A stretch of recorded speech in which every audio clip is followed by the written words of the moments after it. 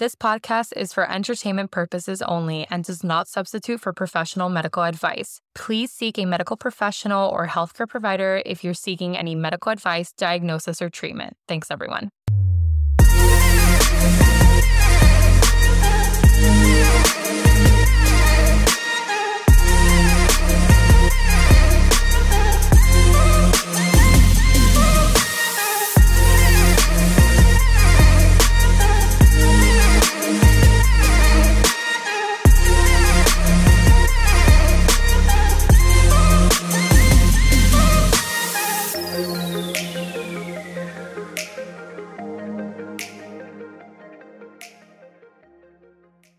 Hi.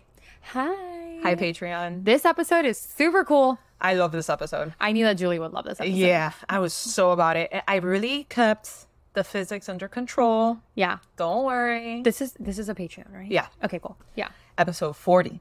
Episode 40. 40. Yeah. And I mean, don't worry. I kept the physics Thank God. toned down. Although, I mean, it's space medicine. It's all about fucking physics, but I hate it. you know. Anyway, so here we go. Right. Space medicine. Okay, guys. And it was your idea. I find the topic interesting. I just don't find the physics interesting. But anyways, okay, so what is space medicine? Yeah. So space medicine is a branch of medicine that specializes in medicine that focuses on health and well-being of the astronauts, okay, during their space flights. Yeah. Okay. So it deals with the unique challenges that arise from being in an environment vastly different from Earth. So let's talk about some key aspects of space medicine. Yeah. All right. So space medicine involves understanding how the human body reacts and adapts to microgravity environments of space. So microgravity is where people or objects appear to be weightless. Okay. float. Yes, so you're floating. All right. So the main goal of space medicine is to ensure that astronauts remain healthy before, during, and after their space missions. Okay. So, and we'll talk about a little bit why and kind of connect the dots for everyone. So, Jules, hit me with the history. Yeah. So how did this start? Yeah. Julie is specialty in history. I do the health part of it. It's a perfect combo. Yeah, you know? Anyway, so space medicine is a blend of many medical specialties because living in space presents with very unique challenges that are obviously not faced on Earth. So here's a very simplified overview of the history because it could go really in depth, but we're not going to do that. So the beginning to space medicine. Space medicine started around the mid-20th century when countries like the US and the Soviet Union were eagerly pushing the boundaries of space exploration. You know, we had a pissing contest amongst each other back in those days of like who can make it there first. And so that's where it started. The very first question that needed answering was whether humans could even survive outside Earth's atmosphere. So with the launch of Yuri Gagarin into space in 1961, humans got its first real taste of space travel. And with it, the urgent need of a dedicated, specialized field of medicine that could support life in the harsh conditions that is space. So early challenges in development, initially doctors and scientists knew very little about how space flight could even affect the human body. They had concerns about how zero gravity would impact the body's normal functions, such as blood circulation and muscle strength. There were also worries about exposure to cosmic radiation and psychological effects of being confined in a small space far from Earth. Not for me. Exactly. Yeah. Definitely not for you. Yeah. And the thing is that like radiation, we have radiation every day, but that's why we have an atmosphere, and that's why we worry about things like climate change and whatever. Yeah. Because as the ozone layer opens, more radiation comes in, and that is bad. So when you leave our atmosphere, you are faced with just pure cosmic radiation, which is very bad. And so they were like, well, shit, we need to deal with that. Well, shit. Shit. Well, how do we deal with that? Quote unquote. Direct quote. They were figuring it out, okay? Yeah. They were figuring it out. Yeah. Direct quote from the scientist. Well, shit. So funny. Anyway, so one of the pioneers of space medicine was, listen. I love that name. We're going to try. I'm going to try this name out. I'm going to name my next kid that. Hubertus Strughold. Strughold. Nice. Yeah. I feel like that's probably how he sounded like. Anyway, who first coined the term space medicine in 1948. He was instrumental in developing the pressure suit, so the astronaut suit, which is vital for protecting astronauts from the vacuum of space.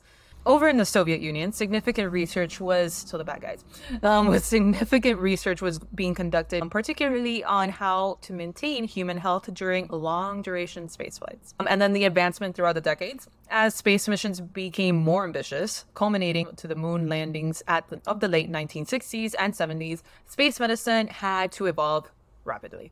The Apollo missions, for instance, brought new insights into how microgravity affects the body, leading to developments in how astronauts could exercise and maintain physical health while in space.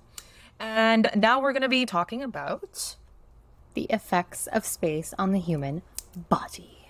Okay. Body. Okay.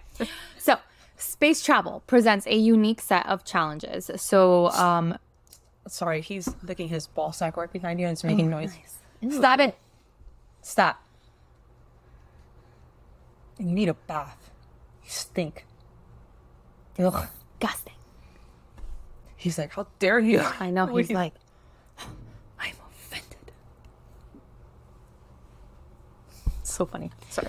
All right, so space travel presents a unique set of challenges for the human body, which has evolved to thrive under conditions of Earth's gravity. Okay, so obviously we are born on Earth. Our body are accustomed to living on Earth. We evolved here. Yeah, we evolved here. We are Earthlings. We are Earthlings that know how to do with gravity. Earthlings. So, adaptation and countermeasures. Astronauts undergo rigorous training, which is what I like. One of my favorite parts to see, like when astronauts train, is like all the stuff that they do to prepare. So the way they even train in the pools and those in the really pools deep and everything. pools. Yeah, it's so cool. So astronauts undergo like really intense training to prepare their bodies for these conditions. They follow strict exercise routines to combat muscle atrophy, so basically muscle loss and bone loss. Why? Because when you have density, you're working, right? Yeah. Like you are working to do all those things. Not density. When you have gravity, you are working your muscles to move and all of that. It's working against gravity. Exactly. When you're moving. So when you're floating, when you don't have gravity, yeah, it's different. Like you're not working any muscles there. Okay. You're working less of them. Less of them, exactly. Yeah. So they follow strict exercise routines to make sure that they combat muscle atrophy and bone loss. So nutrition is carefully managed to ensure they receive all the necessary nutrients to help mitigate some of the adverse effects of space on the body. Okay. Yep. So number one, microgravity effects. In space, the absence of gravity means that the astronauts don't use their muscles and bones in the same way as they do on Earth. I just have the visual of the movie with, oh my God, what's her face? I've been like forgetting like famous people's names. Oh, I never remember them. So. The lady from Miss Congeniality. Sarah Bullock. Gravity. Sandra Bullock, yes. Gravity, yes. That when she comes back on Earth, that she's like, can't really walk. Well, after all that time. All of that time, yeah. So, okay, so muscle atrophy. Muscles weaken and shrink because they aren't needed for activities like walking or lifting or anything like that. You can have bone loss as well. So without regular stress of gravity, bones lose their minerals and become less dense. So a condition similar to osteoporosis here. This increases the risk of fractures both in space and after returning to Earth, okay? So number two, radiation exposure. Space lacks Earth's protective atmosphere, which shields us from harmful cosmic radiation. In space, increased exposure to this radiation can lead to cancer risk, okay? The high levels of cosmic rays and can damage DNA, increasing the risk of developing cancer. Other health issues besides cancer is radiation can also affect your heart, potentially lead to other diseases, neurological, like skin changes, name it. It's terrible. Radiation affects everything. Yes. So cardiovascular changes, the heart and blood vessels also behave differently in space. So the heart becomes more spherical and less efficient, which might affect the ability to pump the blood. Fluid redistribution. So the heart shape. Okay. It's gold. It's pretty. I know, it's beautiful, actually. So the heart shape, it has this like little pointy. Like oval-ish. Okay, so it literally sits like this. This is how your heart usually sits. Jaw. Yeah. Your left ventricle is like anterior, okay? And it's like kind of tilted a little bit. So basically, you don't have this shape anymore. It becomes more round, so more like a ball. Okay. So when it does that, then you're worried that it's going to be less efficient when it comes back to Earth. Okay. And it might affect the ability to pump the blood effectively. So you also have fluid redistribution. So what does that mean? Our bodies are like, you know, really, really high percentage of water and fluids. So between blood and water and all of that, you need to balance everything. So you do have some fluid redistribution. Okay. So fluids in the body can move towards the head, which causes facial swelling and can actually impact your heart, right? Yeah. So the immune system alterations. The immune system doesn't function the same way as it does on Earth, which is really interesting. Yeah. So a weakened immune response. Astronauts are more susceptible to infections as their body's defenses don't work as efficiently. You can also have an altered microbial environment. So the microorganisms that live on and inside humans can behave differently in space, potentially leading to increased disease risk. So crazy. Isn't it? Yeah. It's just so many things that you don't think about. Yeah. So psychological and cognitive effects. Big time. Yeah. This is gotta be probably huge. one of the biggest. Yeah. So being isolated in a confined space from home can affect mental health. Yeah. Far from home. Yeah. Yeah.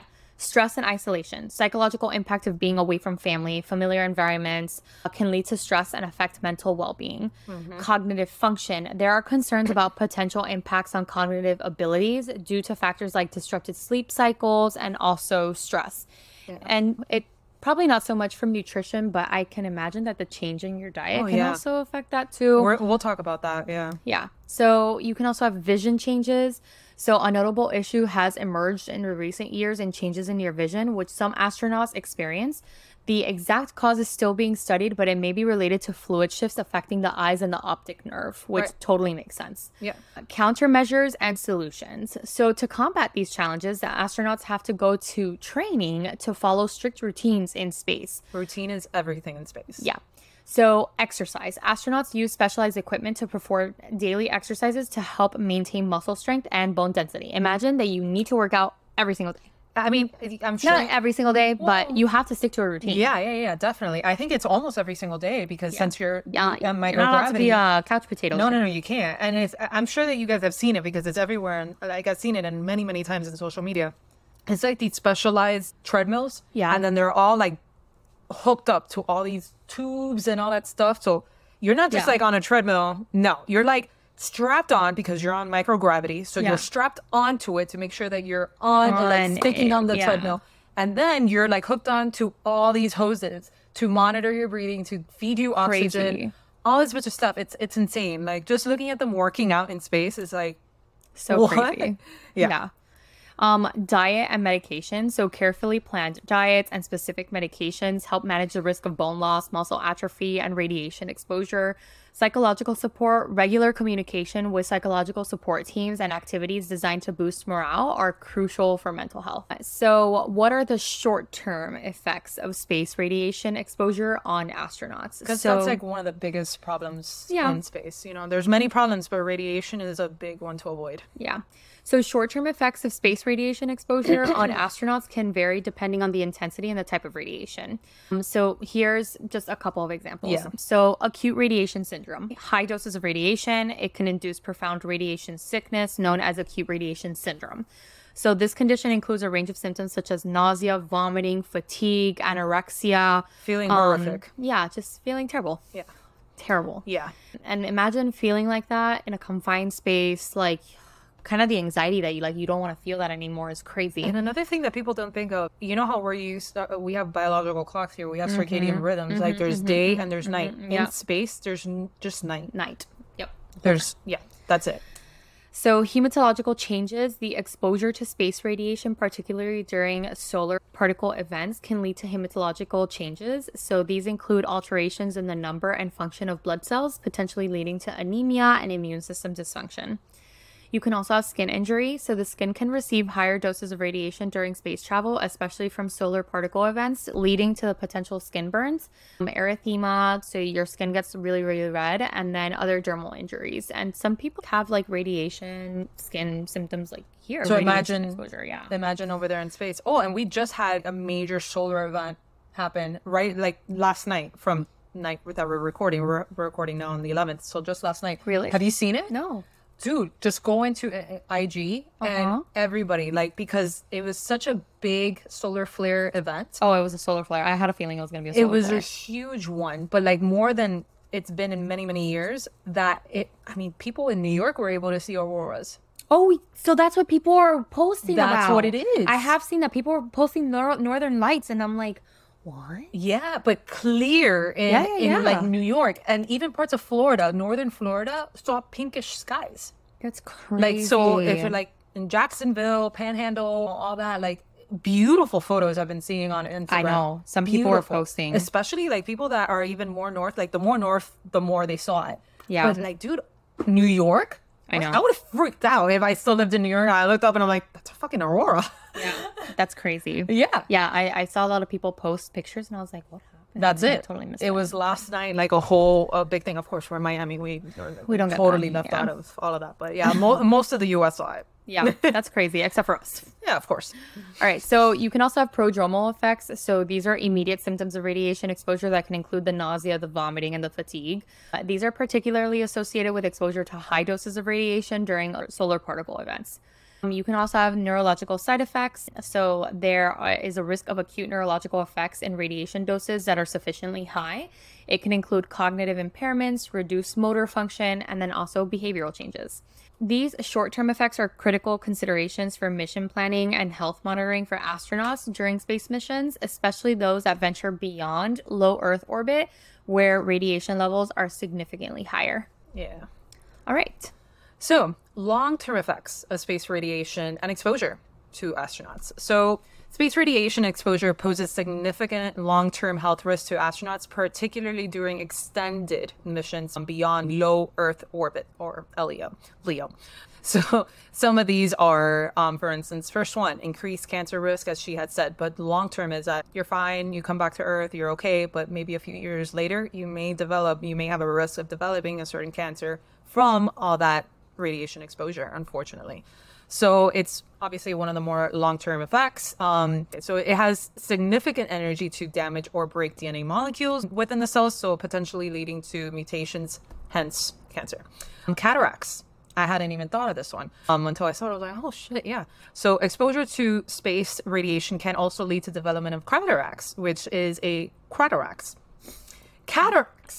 Like Cataracts, which is clouding of the lens in the eye that affects your vision. So this condition has been identified as a significant risk for astronauts due to radiation exposure. Cardiovascular risk, as she has mentioned, there's evidence suggesting that space radiation may increase the risk of cardiovascular disease. Studies have shown that astronauts who have traveled in space exhibit higher incidence of cardiovascular disease, potentially due to radiation exposure during their missions. Central nervous system effects. So high levels of radiation exposure can lead to detrimental effects on the central nervous system, which can include cognitive decline, reduced motor function, and even behavioral changes. And this is particularly concerning for missions to Mars or other deep space destinations, where exposure to high energy cosmic rays and solar radiation is more significant. Because again, the further you get away from Earth, the more exposure you have to these cosmic rays. Because Earth's gravity with its atmosphere like extends beyond. So that's why the further you get, the further away you get from that benefit. Degenerative tissue effects. How can I explain like fucking radiation and I can't say degenerative. Right? Tissue effects. Besides cancer and cardiovascular issues, space radiation can also cause degenerative tissue effects, which might include damage to other body systems such as muscular skeletal system. And then of course genetic mutations, because that's going to happen with radiation, and it may not only increase the risk of cancer but also potentially affect future generations if mutations occur in reproductive cells. Really crazy stuff. Anyway, so these long-term effects are a major concern for space agencies planning on long-duration missions to Moon, Mars, and beyond, as a cumulative exposure to high levels of cosmic radiation significantly increases these health risks. So efforts to mitigate these risks by improving spacecraft, shielding, the suits, and even using medications to protect against radiation damages being observed. So yeah, what are the symptoms? All right, so what are the symptoms of radiation sickness? All right, so we talked a little bit about the nausea and the vomiting. Okay, so these are the most common symptoms of radiation sickness. They can start within an hour of exposure, and then often it's the initial indicator of a severe radiation exposure. Diarrhea, the symptoms along with nausea and vomiting can also occur just because it's gastrointestinal effects, so you can also have that as a symptom. Headache and fatigue is a big one as well. These symptoms are also common and can accompany that nausea. Fever, I didn't know this one. So fever is a part of a systemic response to radiation exposure. So astronauts can also have a fever. That's so scary. Can you imagine you start having fever as an astronaut? I'd start freaking out. Yeah, freaking out. I'd be like, bring me back to Earth. Bring me back to Earth. I need Earth now. No, Right now. right now. Okay. Put me on the emergency pod. Yeah, where is it? Just send me back to Earth. All right, so dizziness and disorientation. I think that this is more like, when you start having advanced exposure. Yeah. So these symptoms can particularly be a sign of the central nervous system being affected. So the skin reddening, the swelling, and the burns, radiation can cause immediate damage to the skin, leading to these symptoms. And then sometimes they can even lead to ulcerations.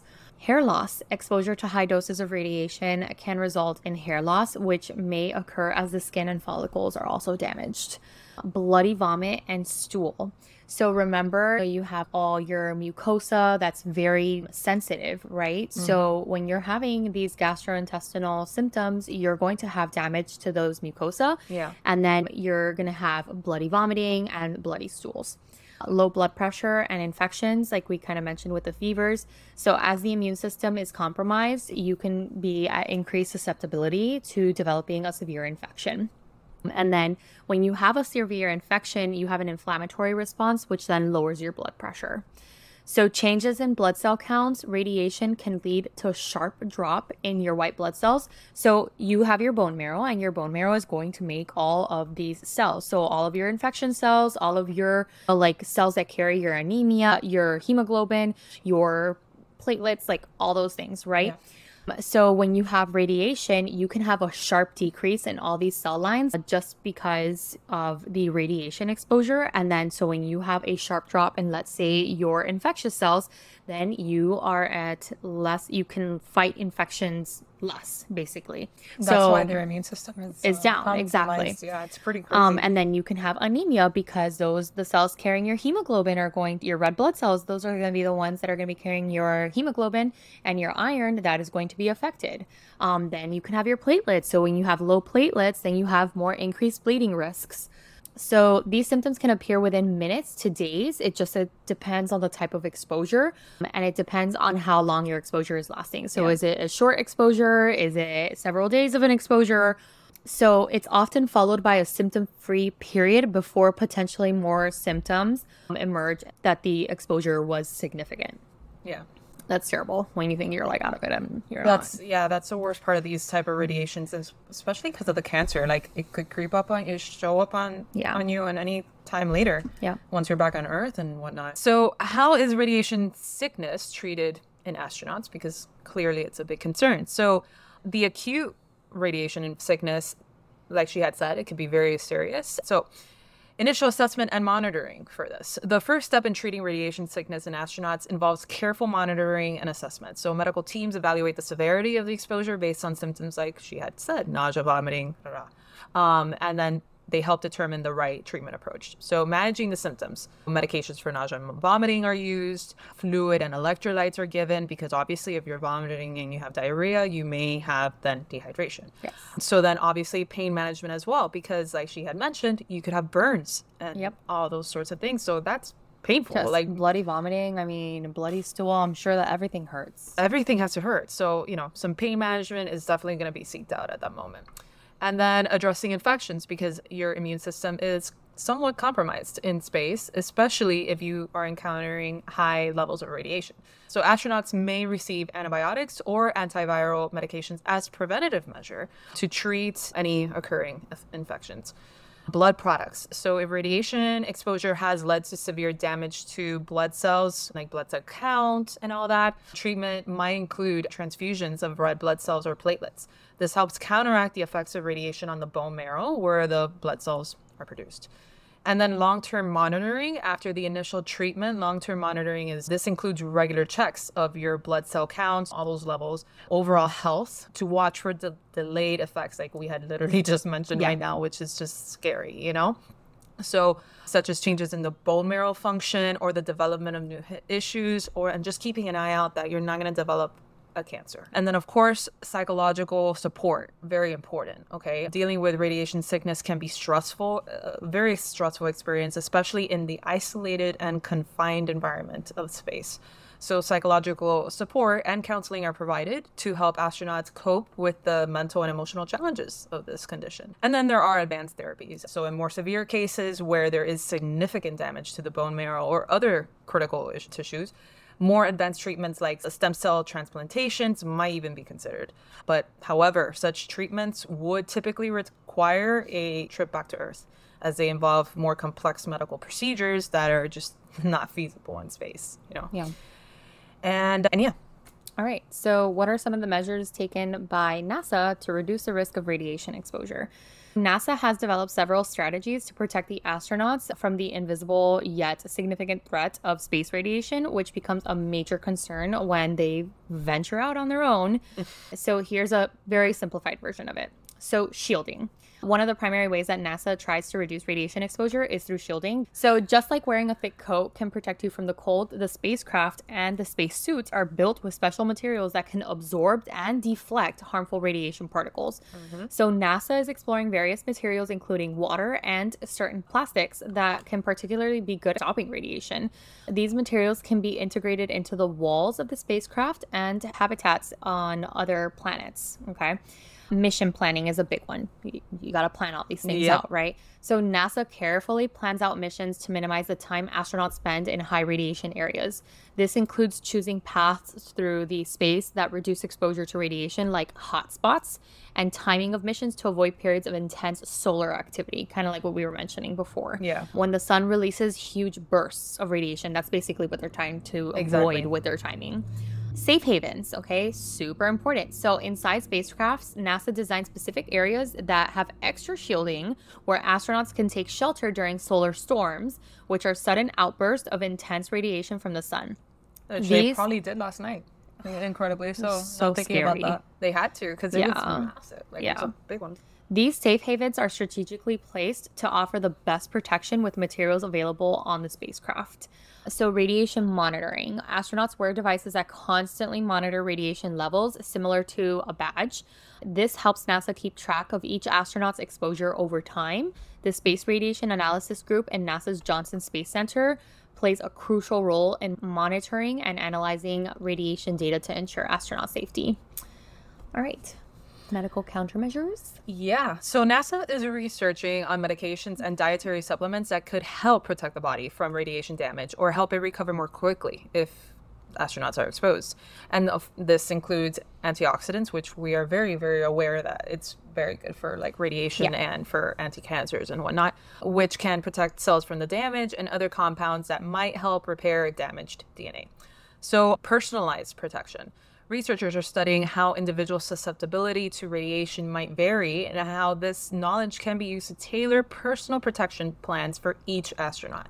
This could involve selecting astronauts less sensitive to radiation or customizing countermeasures based on an individual's specific needs. And then we have advanced technologies. So NASA is also exploring innovative technologies such as high temperature superconducting magnets to create active shielding that could deflect charged particles of space radiation away from the spacecraft, much like Earth's magnetic field protects us. It's so freaking cool. Anyway, I'm nerding out here. Anyway, so how do astronauts maintain their physical and mental health in space? Maintaining the physical and mental health of astronauts during space missions is crucial due to the unique and challenging environment of space. So a simplified explanation of how astronauts can stay healthy and suitable during these missions. Physical health, as she had previously mentioned a little bit. Gotta exercise, all right? So they're wearing all the things that I had said earlier. Just check it out. You'll see it. Just put astronaut exercising. It'll come out immediately. It's really neat. In space, I'll actually post it. I'll post it on IG along with the cover of this. Anyway, so in space, the lack of gravity means that astronauts don't use their muscles and bones in the same way as we do here on Earth. So to combat that muscle weakening and bone loss, astronauts follow a strict exercise regimen. They use specialized designed equipment to ensure that they get the necessary workout. So this includes a treadmill with harnesses, like I had said, like those little, to keep you on it, and to keep them grounded. A stationary bicycle without a seat. So you're just... and a resistance exercise device that simulates weightlifting, because you need to stop that muscle atrophy. Astronauts typically spend about 2 hours each day exercising to maintain their strength and bone density. Crazy. A lot of exercise every day. Yeah. How about nutrition? Yeah. So eating right is just as important. We had kind of mentioned it, like that they need to get all their minerals, vitamins, and everything. So space food has come a long way, with astronauts now enjoying a variety of meals that include fresh fruit, veggies, and even specially prepared dishes to ensure that they receive all necessary nutrients. Can you imagine being the chef? I know. To concoct this? Concoct this, yeah. Meals are carefully planned to provide the right balance of calories, vitamins, and minerals needed to sustain their energy levels. I just wonder, like, is it still like that paste?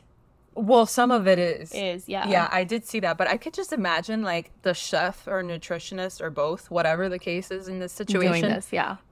Planning this out. Yeah. Like, you have to have, it has to be a nutritionist. These are the amount of nutrients, each need, whatever, for each day or whatever. But then you also need, like, kind of the expertise of a chef to, like, know how to make it palatable. Palatable, yeah. Because these are missions of months. So you can't feed these guys, like, the same thing every day. Every day, yeah. Like, mentally, that's going to mess you up, too. Yeah. I mean, I'm out. That's crazy. I'm out. So I don't know. It's crazy. The more you think about it, the more you're like, how does that work? Anyway. And then a big one is going to be mental health. So routine and communication, maintaining your mental health in space involves regular communication with family and friends, as well as psychologists and other support staff. Astronauts have scheduled calls and video chats to stay connected with their loved ones and to combat the feelings of isolation. So sleep is going to be really important for them too. Rest is critical, but sleeping in space can be actually pretty challenging due to the microgravity. So astronauts sleep in small individual sleep pods where they attach themselves to so that they don't float around. Can you imagine you're sleeping and you detach and you're just like, oh, where am I? I'm in the kitchen. I'll include a photo of that too, because They also use tools like sleep masks and earplugs to block out noise and light, helping them stick to a regular sleep schedule. Oh, God, I'd be like claustrophobic just sleeping in a sleep pod. Yeah. So recreation. Astronauts have personal time in their schedules and in their days during which they can engage in activities such like reading, listening to music, watching movies. This downtime is essential for mental well-being as well, providing astronauts with a chance to relax and enjoy some leisure activities just like they would if they were here on Earth. Yep. So social interactions, despite small numbers of people on space missions, social interactions are crucial. So astronauts spend time together during meals and other activities, which help build a supportive community. They celebrate special occasions that can participate in group activities, which are important for mental health and team dynamics. So now we're going to talk about a little bit of what is it exactly that they eat. Yeah, we're going to dive down into the nutrition of it. Dive down into it a little bit more because, I mean, it's something more relatable to us because everything they do is so bonkers up there. So, like, we all have to eat. What do they eat? What do they eat? Yeah. So astronauts eat a variety of foods in space, much like we eat on Earth, but with a little bit of a twist to accommodate the unique environment that they're in. So this is going to be a simplified version of it. Yeah. So the basics, astronauts eat breakfast, lunch, and dinner and snacks just like we do on Earth. Their menu includes 100 items ranging from fruits, veggies, pre-prepared, over 100 meals, including fruits, veggies, pre-prepared meals, and desserts. Yeah. You always got to have desserts. They even have condiments like ketchup and mustard to add flavors.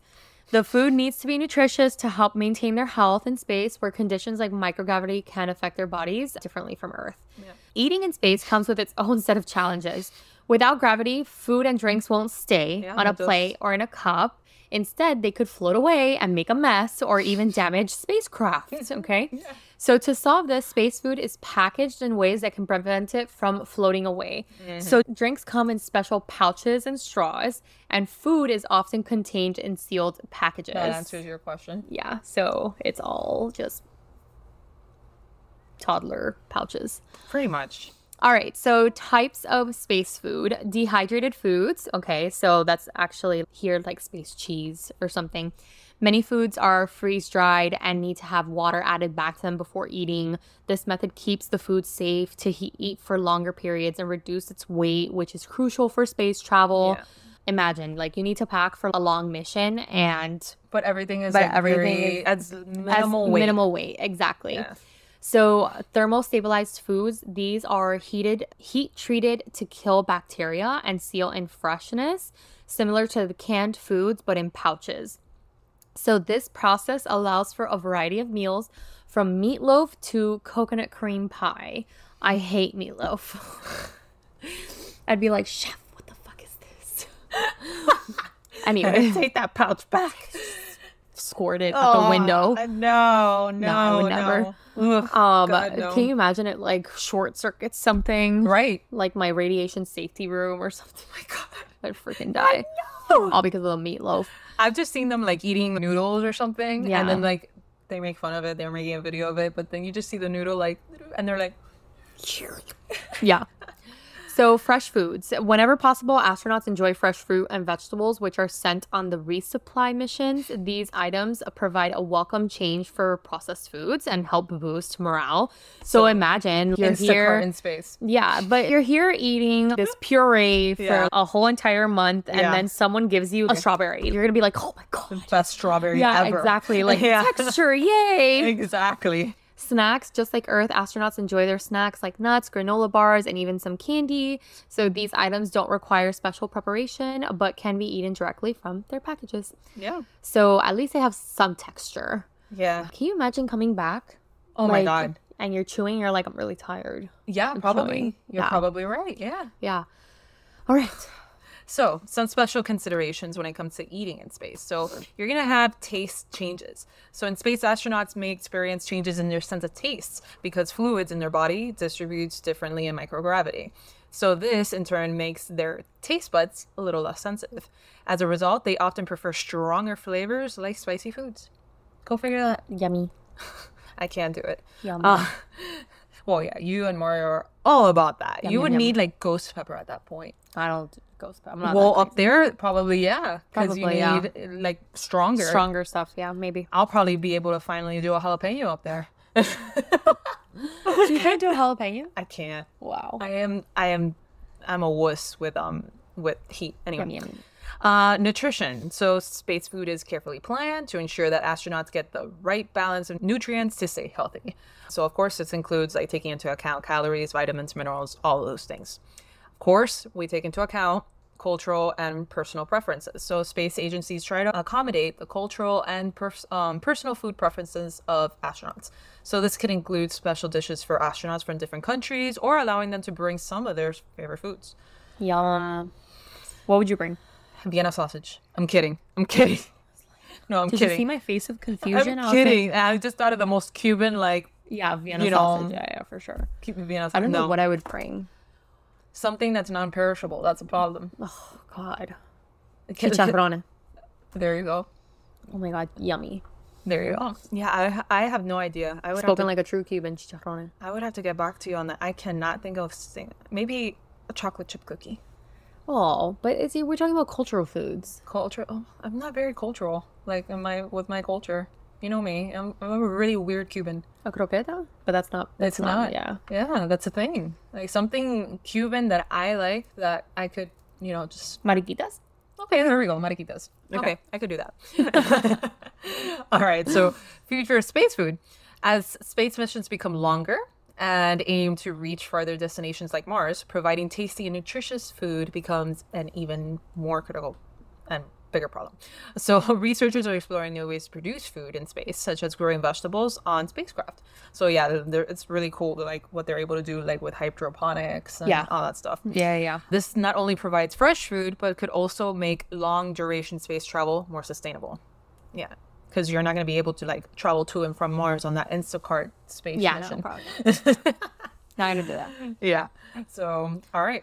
All right. So, how does space medicine differ from traditional medicine? So, space medicine is a specialized field of medicine that focus on the health of the astronauts living in space or working there. So, unlike traditional medicine on Earth, space medicine addresses the unique challenges, like how we kind of discussed with the microgravity. Okay.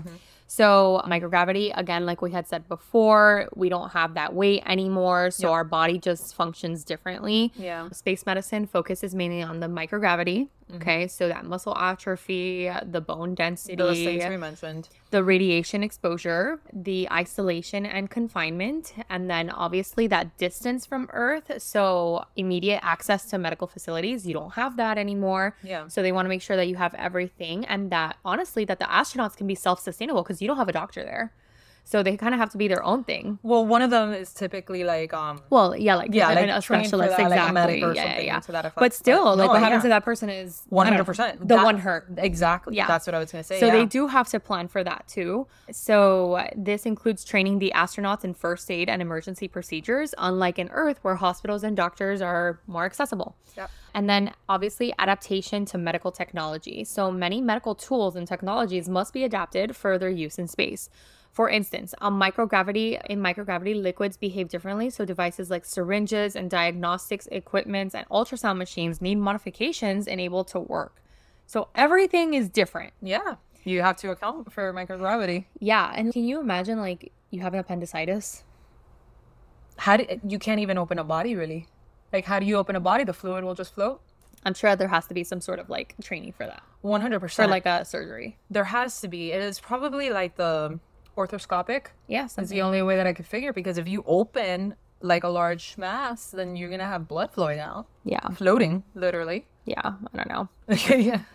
All right. So let's talk a little bit about the qualifications that you need in order to have a career in space medicine.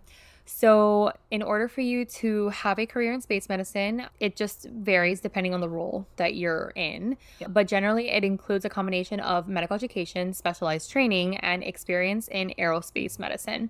So here are a few of the qualifications. So a medical degree and residency. Obviously, that's like baseline for everything. So you do have to have some specialization in emergency medicine, maybe some general surgery, orthopedic surgery. Similar fields are often required.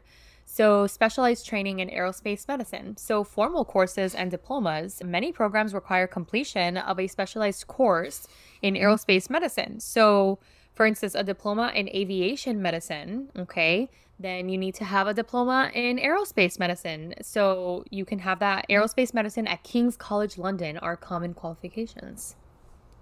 Badass. Yeah.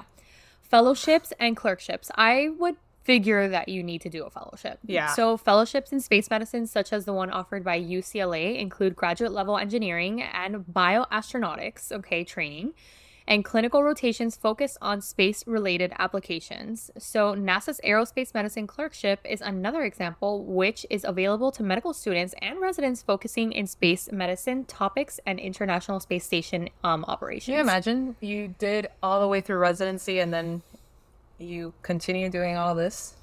Yeah, you just be a specialist. But how intense is that? Yeah, no, that's crazy. I mean, but there's people that do like fellowships for like even longer, like 7 years. Oh, no, I know. So if you have an interest, like by all means, go for it, man. Hell yeah. I bet you got paid bucks because it's such a crazy specialization. Super niche. Yeah. So the certification. So you have to have a board certification. So the American Board of Preventive Medicine, offers a board certification in aerospace medicine. This requires the completion of an ACGME. ACGME is basically like our graduate medical education. So you need to have an ACGME accredited residency in aerospace medicine. In aerospace medicine. In aerospace medicine, specifically that. Yeah. So aeronautical ratings. For roles like aerospace medicine specialists, flight surgeons in the U.S. Air Force, an aeronautical rating of flight surgeon, senior flight surgeon, and chief flight surgeon is required. I think you also have to have a little bit of like military, to be honest. Badass. Yeah. Like anybody that talks to me and says, "Oh, I'm all these things," I'd be like, Oh, I'd be like, oh, this is intense. yeah, like I'm a pediatrician.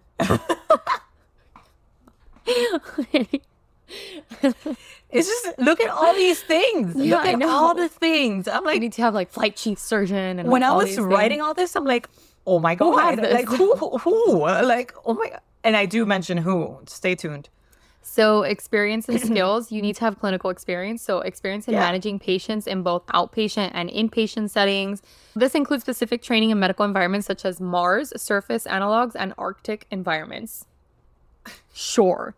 Just add it to the resume. How could you be qualified for all these I things? don't know, man. Involvement in a research-related aerospace medicine and roles in medical education are highly valued.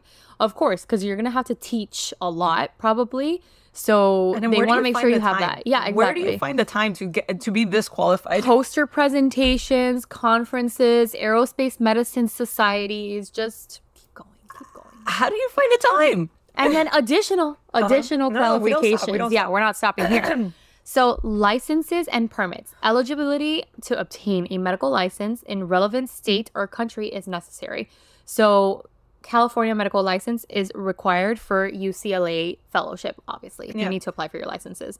So then physical and psychological fitness. Given the unique challenges in space environment, physical and psychological fitness is also a key consideration. You're just a specimen of a human being. Yeah. In And then every shape or form, physical and mental, like Yeah. specimen of a human being. so this ensures that you are qualified to be a professional in space medicine and equipped to handle any situation. I mean, but to be honest, like No, you have to. you have to. be put in a freaking rocket and be shot out there. Like you have to be a specimen of a human. You have to. Yeah. Like, You need to know the ins and outs of everything. yeah, Because if someone asks you a question, you better got an answer. yeah, it's life or death out there. Yep, And exactly. it's very, very delicate. Yeah. Really, really delicate. Anyway, so what are some of the latest developments in space medicine? So this is obviously a field that focuses on keeping astronauts healthy during their missions in space. And it's a bit like regular medicine, but with extra challenges for obvious reasons. So some of the latest developments that I wanted to go ahead and touch upon is like training for health emergencies in space. Yeah. So imagine you're far away from Earth, on the moon or even Mars, whatever, pick it. And then someone gets sick. You can't just call an ambulance, okay? Or call your doctor or whatever the case may be. So scientists are working on new ways to handle these emergencies, like ultrasound technology to treat conditions that might happen in space, such as urinary problems or appendicitis. Yep. They're even practicing. I wonder if they can have like machines, like robots that you can control from down on Earth. Maybe. And do the surgery up in space. Maybe. How cool would that be? That would be really neat. You could just hire me. Putting it out there. I'm so smart. I'm just So they're even practicing these techniques in simulated space missions on Earth to make sure they're ready for the real thing. Yeah. So, oh yeah, and there's just Brownie. I just see legs behind you. Like, just... Aw. It's a little pause. It's passed out. Yeah. So NASA's medical breakthroughs, it's not all about rockets and rovers. It's a lot more than that. NASA has actually contributed to medicine here on Earth. For example, technology developed for space missions has led to improvements in MRI machines. Devices that, if you haven't heard our other previous episodes where we've talked about MRIs, like an EMF, I think it was an EMF, Yeah. right? It just came out not that long ago. Exactly. So it's a kind of way for you to see inside the body without actually having to open up anything. And you can see tissues, very, very just detailed imaging inside the body. NASA has also played a part in developing things like ear thermometers, insulin pumps for diabetes, and even technology that helps in brain surgery. It's pretty cool to think that exploring space can help people stay healthy on Earth. Yeah. So space tech spin-offs for Earth medicine. Sometimes the technology NASA creates for space ends up being even more useful here on Earth, like kind of like how we mentioned earlier. So for instance, NASA's work on spacesuits and satellite batteries helped develop a wireless camera that doctors can use during surgery. There are also new ways to diagnose illnesses inspired by space exploration that can help detect diseases like the coronavirus, hepatitis, and even cancer. Even some types of toothpaste have roots in NASA's research. Go figure that. I know, seriously. So discoveries that could help astronauts in Mars. Space medicine is also making discoveries that could one day help astronauts live in Mars. For example, researchers found that being in space changes how many red blood cells you have, as she had really gone more into depth in. And this, of course, can affect your energy and your strength when you land on a planet with gravity.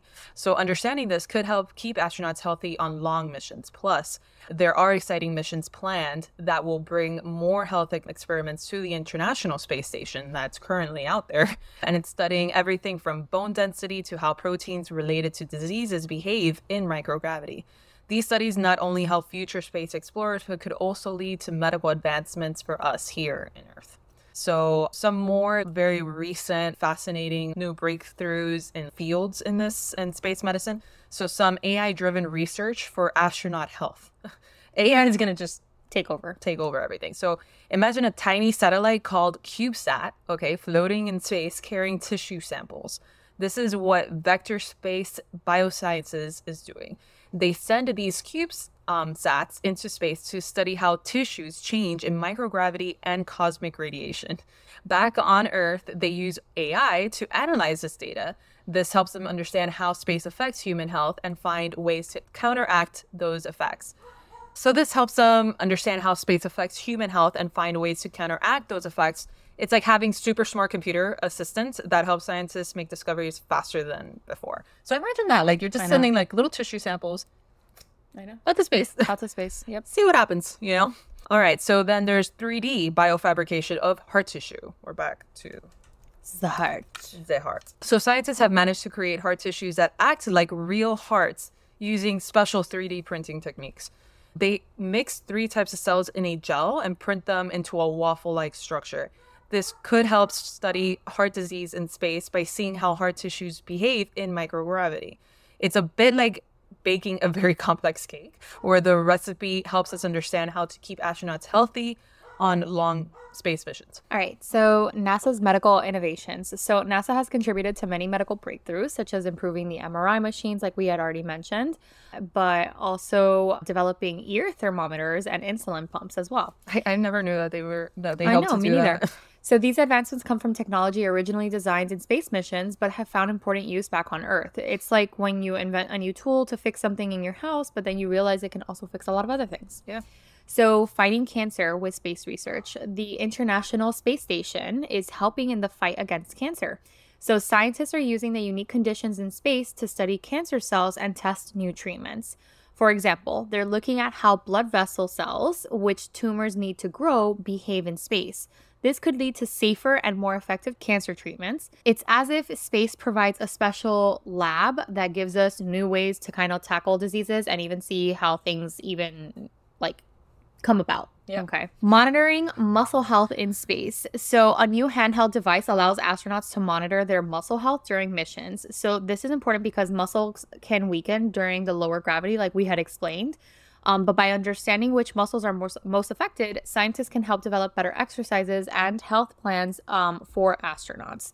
It's like having a fitness tracker that helps you keep in shape, but for space. So space medicine discoveries for Moon and Mars missions. I love like all these things about Mars.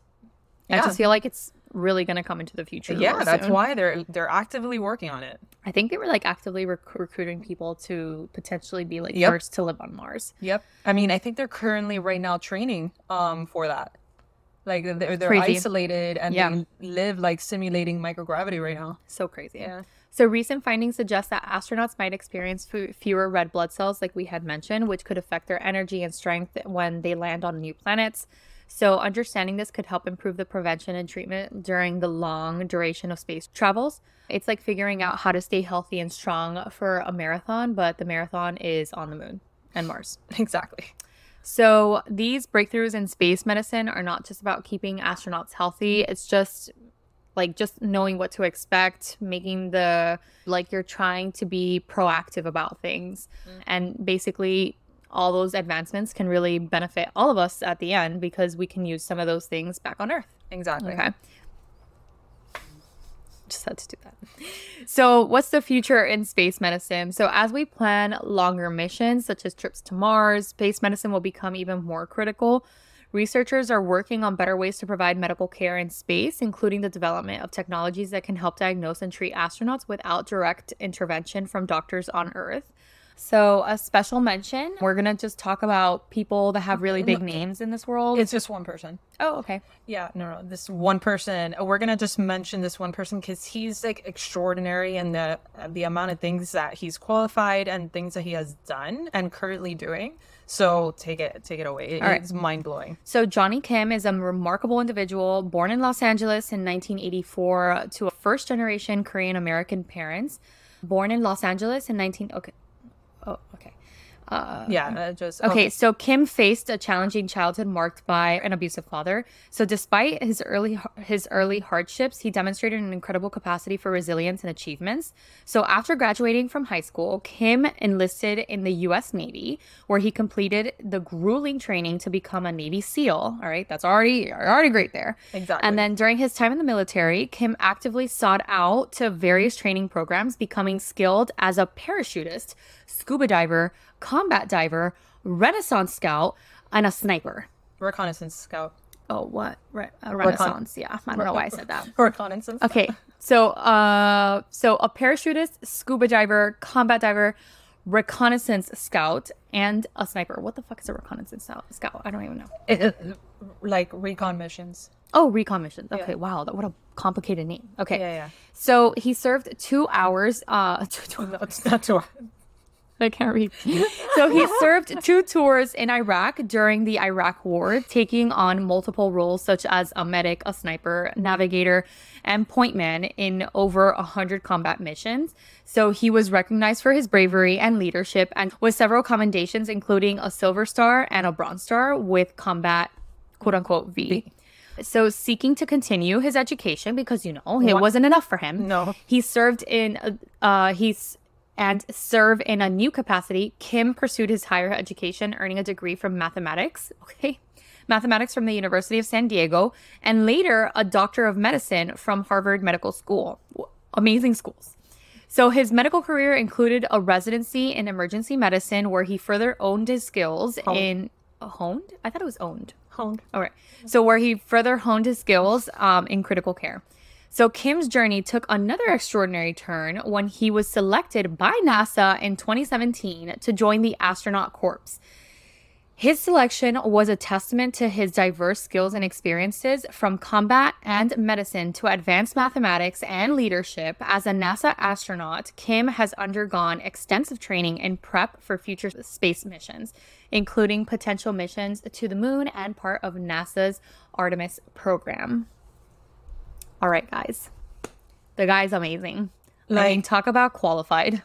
Navy SEAL. Yeah, I know. No, becoming a Navy SEAL is ridiculous. All the way to... No, all his special, Yeah, and just Navy SEAL to Harvard then grad. University of San Diego is not an easy school to get into. Then he got into Harvard Medical School. And then he did emergency medicine, then did critical care because that's a fellowship in emergency medicine. And then he went to NASA and then did all his astronaut stuff. I mean, guy. I had to mention him because when I saw him on, if we can interview you one day, oh my God, it would be an honor. Yeah, honestly, it would be an insane honor because you're one of the most accomplished human beings I've ever heard of. Yeah, it's insane. It's insane. Crazy. But yeah, hats off to you. You're a walking, talking brain and brave human. Yeah, honestly, thank you for your service and for everything. Honestly, so. Anyway, thank you for tuning in. And, thank you, Patreons. You guys are the MVPs. And we will catch you on the next one. Bye. Like, comment, review us on all streaming platforms, Spotify, Apple Music, Amazon Music, etc. Check us out on Instagram and TikTok at Funny Medicine Podcast. Our Gmail is at funnymedicine305@gmail.com. And remember, we are not diagnosing you. Definitely not. Just funny stuff. See you later, guys.